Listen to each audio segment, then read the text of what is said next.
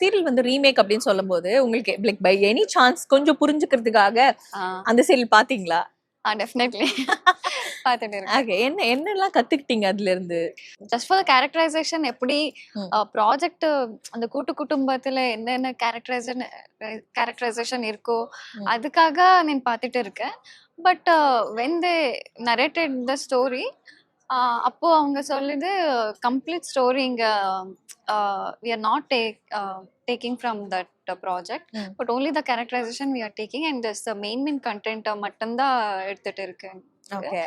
So அதுக்குன்னு இங்க நிறைய it will be more beautiful about your characterisation அன்னி அந்த அஷூரன்ஸ் மட்டும்தான் கொடுத்துருக்காரு. அண்ட் அக்காக்காக எதையுமே செய்யக்கூடிய ஒரு தங்கை அப்படின்னு சொல்லும் போது அண்ட் ப்ரோமோலியும் வந்து பார்க்க முடியுது லைக் ஓகேங்க எதுனாலும் ஓகே அப்படின்னு சொல்ற ஒரு கேரக்டர் எடுத்துக்கோ எவ்வளவு வேணுமோ எடுத்துக்கோ அப்படின்னு சொல்ற ஒரு கேரக்டரா இருக்கும்போது லைக் உங்களோட ஷூட் இப்போ வந்து லைக் ஃபர்ஸ்ட் ஸ்கெடியூல் போயிருக்கு இல்லையா? சரி எப்படி இருந்தது அந்த ஒரு என்வாயன்மெண்ட்?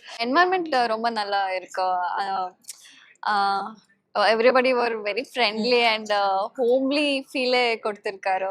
so as அண்ணாமலை குடும்பம் title says இந்த production கிட்ட work பண்றது artist department and direction department whether it is any department so ஒரு family மாதிரி இருக்கும். அக்கா கூட ஒரு ரேப்போ அப்படின்னு சொல்லும்போது அந்த ஒரு பாண்ட் எப்படி வந்து எவால்வ் ஆச்சு? ஏன்னா இங்க வந்து தமிழ்ல அக்கா தங்கச்சி உறவு அப்படின்னா வந்து அவ்வளோ ஒரு புனிதமான அவ்வளோ ஒரு லவ்வி டவியான விஷயம் வந்து எல்லாரும் பாக்குற ஒரு இது.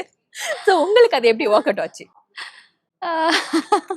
என்னங்க சிரிக்கிறதுலயே ஒரு இது இருக்கு.